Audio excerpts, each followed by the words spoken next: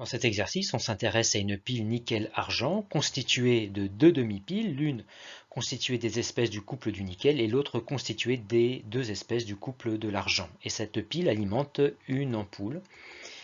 Mais afin d'assurer la continuité électrique du circuit, il faut introduire un pont salin qui relie les deux demi-piles. Question 2, on souhaite écrire l'équation d'oxydoréduction entre les deux couples mis en jeu, qui sont ceux de l'argent et ceux du nickel, et la réaction est celle qui conduit à la formation d'argent solide. C'est donc que les ions Ag+ sont réactifs, ainsi que le nickel solide, le réducteur de l'autre couple. Il y a donc transfert d'électrons depuis le réducteur nickel solide vers les ions Ag+, l'oxydant de l'autre couple. On écrit les demi-équations avec les réactifs à gauche. Les conservations des éléments chimiques étant déjà assurées, on rajoute maintenant un électron ici et deux électrons là pour assurer en plus la conservation des charges électriques.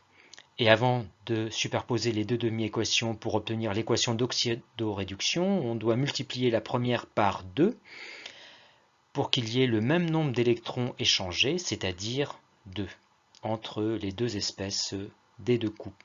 Il y a donc transfert de 2 électrons depuis un atome de nickel solide vers 2 ions Ag+, ce qui formera 2 atomes d'argent solide et un ion nickel.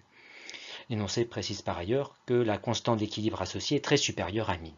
Question 3, on souhaite calculer le quotient de réaction initiale qui est égal à un rapport avec au numérateur le produit des concentrations des espèces figurant à droite et au dénominateur le produit des concentrations des espèces figurant à gauche, concentrations pondérées par leur nombre stoichiométrique.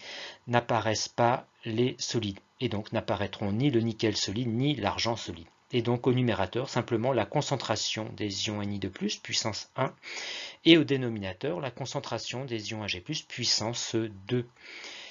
Mais afin que le quotient de réaction n'ait pas d'unité, on rajoute au numérateur la concentration standard, puissance 1, c'est-à-dire la concentration unitaire. On remplace les concentrations par petit c, qui est égal à 0,200 mol par litre, et on trouve un quotient de réaction initial de 5. On est dans la situation où le quotient de réaction initiale est inférieur à la constante d'équilibre, il y a donc évolution dans le sens direct. Il y a bien évolution dans le sens d'une formation d'argent solide. Il y a donc effectivement transfert d'électrons depuis le nickel solide à gauche vers les ions Ag+ de la demi-pile de droite. On reporte les demi-équations au niveau de chacune des deux électrodes, en conservant le même sens, car celui-ci a été confirmé. L'intérêt de séparer les espèces chimiques des deux couples dans deux demi-piles, c'est de faire voyager les électrons dans un circuit extérieur et donc d'obtenir un courant électrique. On demande d'indiquer le sens conventionnel du courant électrique. Or, par définition, le sens conventionnel est le sens opposé à celui des électrons. Or, les électrons arrivent à l'électrode d'argent. On en déduit que le courant électrique en part. Par définition, le courant sort du pôle plus de la pile. L'électrode d'argent constitue donc le pôle plus de cette pile et la plaque de nickel, sa borne négative.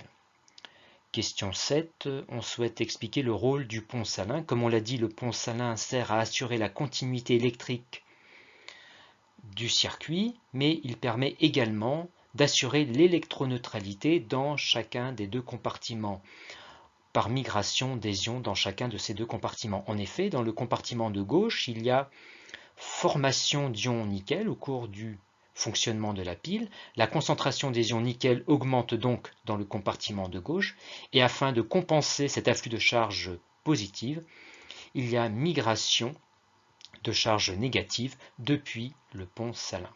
De même, dans le compartiment de droite, il y a consommation d'ions argent lors du fonctionnement de la pile, et donc une diminution de la concentration de charges positives dans ce compartiment, et afin de compenser cette baisse de charge positive, il y a arrivée de charges positives depuis le pont salin.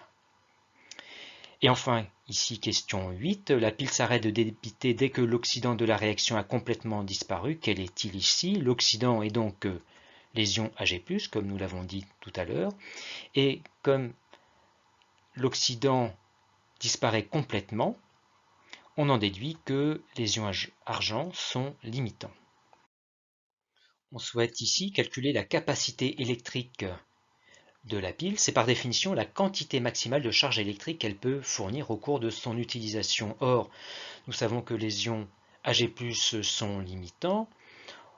On en déduit donc que le rapport de la quantité d'électrons gagnés sur la quantité initiale d'ions Ag+ est donné par le rapport stoichiométrique de la demi-équation de l'argent, c'est-à-dire 2 sur 2, et donc un rapport égal à 1. La quantité d'électrons gagnés, c'est-à-dire transférés, est donc égale à la quantité initiale d'ions argent. Or, petit n est égal à C fois V.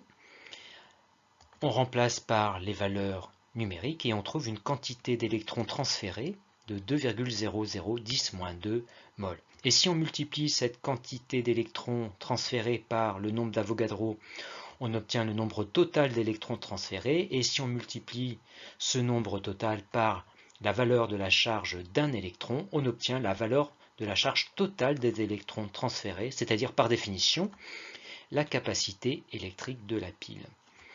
On remplace par les valeurs numériques et on trouve une capacité de 1,910 puissance 3 coulombs qu'on peut exprimer en milliampères heure. 1 ampère heure est égal à 3,610 puissance 3 coulombs. On en déduit donc que 1 milliampère heure est égal à tout simplement 3,6 coulombs. On divise 1,910 puissance 3 coulombs par 3,6 pour obtenir la capacité en milliampères heure, soit environ 530 milliampères heure. Et enfin, pour calculer la durée totale de fonctionnement de la pile, on rappelle la définition de l'intensité électrique qui est un débit de charge, c'est-à-dire le rapport de la valeur de charge qui circule sur la durée de circulation.